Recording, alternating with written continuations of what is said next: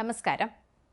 ഈ ആഴ്ച അവസാനത്തോടെ ചർച്ചകൾ പുനരാരംഭിക്കുമ്പോൾ ഗാസയിൽ ദീർഘകാലമായി ശ്രമിച്ചിരുന്ന വെടിനിർത്തൽ കരാറിലേക്ക് എത്താൻ ഇസ്രായേലിനും ഹമാസും കഴിഞ്ഞാൽ മുതിർന്ന ഭീകരരുടെ കൊലപാതകങ്ങൾക്ക് പ്രതികാരം ചെയ്യുന്നതിനായി ഇസ്രായേലിനെതിരായ ഇറാന്റെ ആക്രമണം തടയപ്പെടുമെന്ന് US പ്രസിഡന്റ് ജോ ബൈഡൻ തന്നെ കഴിഞ്ഞ ദിവസത്തെ ചർച്ചകളിലും മാധ്യമങ്ങളോട് സംസാരിക്കുകയുണ്ടായി.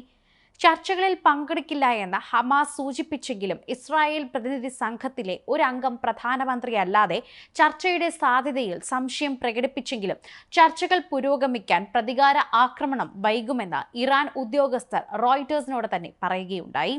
മണിക്കൂറുകൾക്ക് ശേഷമാണ് ഈ അഭിപ്രായങ്ങൾ പുറത്തുവന്നത്. മന്ത്രി ബെഞ്ചമിൻ നെതന്യാഹുവിന്റെ ടീമിൻ ചുമതല വിപുലീകരിച്ചിട്ടുണ്ട്. വെടിനിർത്തലിൽ ബന്ദികളെ മോചിപ്പിക്കാനുമുള്ള ചർച്ചകൾ വ്യാഴാഴ്ച ഈജിപ്തിലോ ഖത്തറിലോ തന്നെ പുനരാരംഭിക്കും. ഒക്ടോബർ 7 ഹമാസ് പിടികൂടിയ ബന്ദികളെ മോചിപ്പിക്കാനുള്ള അവസാന അവസരം എന്താണെന്ന് US മധ്യസ്ഥർ ഉച്ചകോടിയിൽ പറഞ്ഞു. ഗാസയിലെ നീണ്ട യുദ്ധം, ഇറാന്റെ പങ്കാളിത്തത്തോടെ ഒരു പ്രാദേശിക യുദ്ധത്തിന്റെ സാധ്യത ഒഴിവാക്കുക. ചൊവ്വാഴ്ച ന്യൂ ഓർലിയൻസ് സന്ദർശിച്ചപ്പോൾ ഒരു കരാറിലെത്തിയാൽ ഇറാൻ പ്രതികാര ആക്രമണത്തിൽ നിന്ന് പിന്മാറുമെന്ന് പ്രതീക്ഷിക്കുന്നുണ്ടോ എന്ന് ബൈഡനോട് മാധ്യമപ്രവർത്തകർ ചോദിച്ചു. അതാണ് എൻ്റെ പ്രതീക്ഷ എന്നാണ് ബൈഡൻ പ്രതികരിച്ചത്. പ്രസിഡന്റ് മറുപടി പറഞ്ഞതിന് ശേഷം മാധ്യമങ്ങളെല്ലാം ഇത് തലക്കെട്ടായി എഴുതാനും തുടങ്ങി. എന്നാൽ ശത്രുത അവസാനിപ്പിക്കുന്നതിനുള്ള തന്റെ ദൃഢനിശ്ചയം പ്രകടിപ്പിക്കുന്നതിനിടയിൽ വെടിനിർത്തൽ കരാർ കൈവരിക്കുന്നതാണ് കഠിനമാക്കുകയാണ് എന്നും ബൈഡൻ മുന്നറിയിപ്പ് നൽകി. ഇറാൻ എന്താണ് ചെയ്യുന്നതെന്ന് ഞങ്ങൾ കാണും. എന്തെങ്കിലും ആക്രമണം ഉണ്ടായാൽ എന്ത് സംഭവിക്കുമെന്ന് ഞങ്ങൾ കാണും. പക്ഷെ ഞാൻ ഉപേക്ഷിക്കുന്നില്ല. ഇങ്ങനെയാണ് ബൈഡൻ കഴിഞ്ഞ ദിവസം പറഞ്ഞത്. ഗാസയിൽ വെടിനിർത്തൽ കരാർ യാഥാർത്ഥ്യമായാൽ ഇസ്രായേലിനെതിരായ പ്രതികാര നടപടികളിൽ നിന്ന് ഇറാൻ പിന്മാറിയേക്കുമെന്ന് US പ്രസിഡന്റ് ജോ ബൈഡൻ തന്നെ പറഞ്ഞു.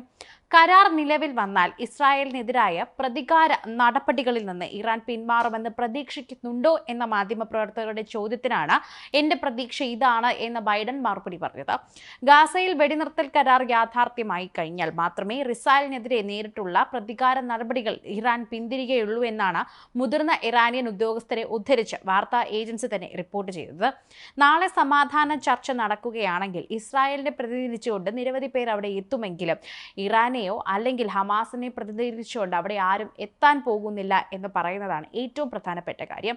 അങ്ങനെ പറയാനോ ചെയ്യാനോ അവർക്ക് യഥാർത്ഥത്തിൽ ഒരു തലവനില്ല എന്നതാണ് ഇതിന്റെ പിന്നിലെ കാര്യം.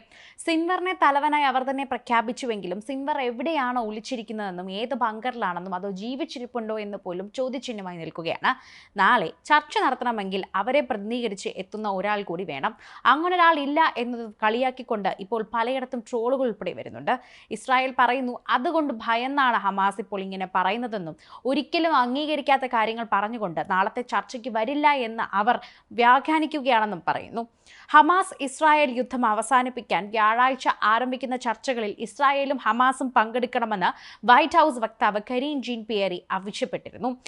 ചർച്ചകളിൽ പങ്കെടുക്കുമോ എന്ന കാര്യത്തിൽ ഹമാസ് സംശയം പ്രകടിപ്പിച്ചതിന് പിന്നാലെ കരീൻ ജീൻ പിയറിയുടെ പ്രതികരണം തന്നെ രംഗത്ത് വരികയാണ്. ചർച്ചകൾക്കായി ഇരുവിഭാഗം എത്തണമെന്ന് ഞങ്ങൾ ആഗ്രഹിക്കുന്നു. സംഘർഷങ്ങൾക്ക് അയവ് വരുത്തുന്നതിനുള്ള ഏറ്റവും നല്ല മാർഗം വെടിനിർത്തൽ കരാറാണെന്ന് വിശ്വസിക്കുന്നു. പ്രസിഡന്റ് ജോ ബൈഡൻ ന്യൂ ഓർലിയൻസിലേക്കുള്ള യാത്രാമധ്യേ എയർഫോഴ്സ് 1 മാധ്യമപ്രവർത്തകരോട് സംസാരിക്കുകയായിരുന്നു കരീൻ ജീൻ പിയറി. കഴിഞ്ഞ മാസം ഹമാസ് മേധാവിയായി ടെഹ്റാനിൽ വധിച്ച സംഭവത്തിൽ തിരിച്ചടി നൽകാൻ അവകാശമുണ്ടെന്ന് ഇറാൻ പ്രസിഡന്റ് മസൂദ് പെസഷ്കിയാൻ വ്യക്തമാക്കിയിരുന്നു. ഗാസയിലെ ഇസ്രായേൽ അതിക്രമങ്ങളോട് പാശ്ചാത്യ ലോകം പുലർത്തുന്ന മൗനം നിരുത്തരവാദപരമാണെന്ന് പറഞ്ഞു. വെടിനിർത്തൽ കരാർ യാഥാർത്ഥ്യമായാൽ ഇസ്രായേലിനെ ആക്രമിക്കില്ല എന്ന സൂചനയും ഇതിനിടെ തന്നെ ഇറാൻ അധികൃതർ നൽകിയതായി റിപ്പോർട്ടുകളുണ്ട്.